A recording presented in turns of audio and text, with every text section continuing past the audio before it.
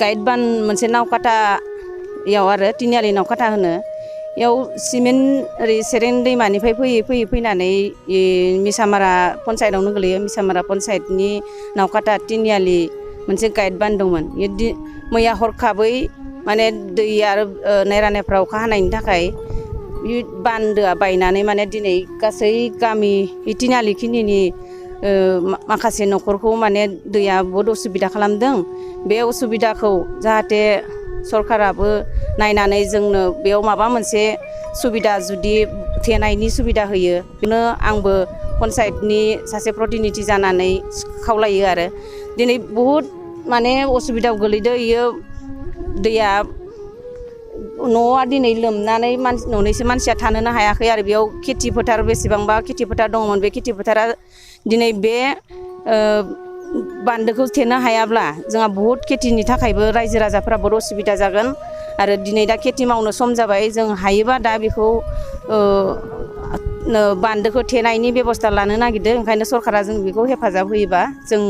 गोजोननाय मोनगौमोन आरो थांलाय फैलाय गोबां खस्थ' जायो थांलाय फैलायाथ' बहुद खस्थ' जादों ओरै मोनसे बान्दोआ बायनाय लोगो लोगो ओरैजाय बहुद खेथि फोथार आरो इयाव ना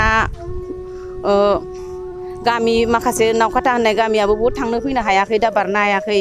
एसे एलाबाबो इनिफ्राय जोङो इनकाम सर्स बा ना बायदिसिना हमनानै बा खेथिबो लांलाय लाबोलाय दाबो जोबाखै बेयाव माने लामाया बहुद असुबिदा जादों आरो मोनसे लामा इयाव गाइड बान बायनायजों लोगोसे नावकाटानि मेन रायजोफोरा बहुद खस्थ' मोनदों आरो दा ओंखायनो बे लामाखौ एसे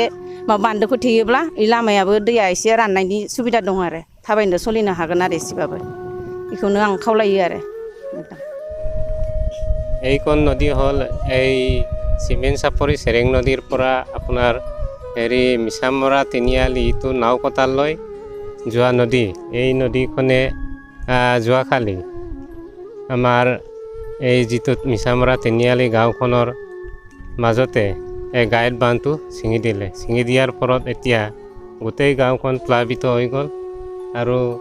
খেতি পথাৰো এনেকৈ চব নষ্ট হৈ গৈছে ওচৰতে ঘৰবিলাক চব পানী ডুবি গৈছে লগতে কঠীয়া চঠীয়া পাৰিছিলে মানুহবিলাক কঠীয়াবিলাকো চব ডুবি গৈ আছে আৰু মানুহবিলাকৰ মানে অৱস্থা হা নচৰা হৈছে যদি এনেকৈ যদি পানী আহি থাকে গোটেই বাৰিষাত গোটেই গাঁওখনেই ডুবি থাকিব এইটোৰ কাৰণে আমি ৰাইজৰ তৰফৰ পৰা চৰকাৰক আহ্বান জনাওঁ যে এই গাইড বান্ধটো চৰকাৰে মানৱীয়তাৰ খাতিৰত যাতে যেন অতি সোনকালে পুনৰ নিৰ্মাণ কৰি দিবৰ বাবে আমি চৰকাৰক আহ্বান জনাইছোঁ।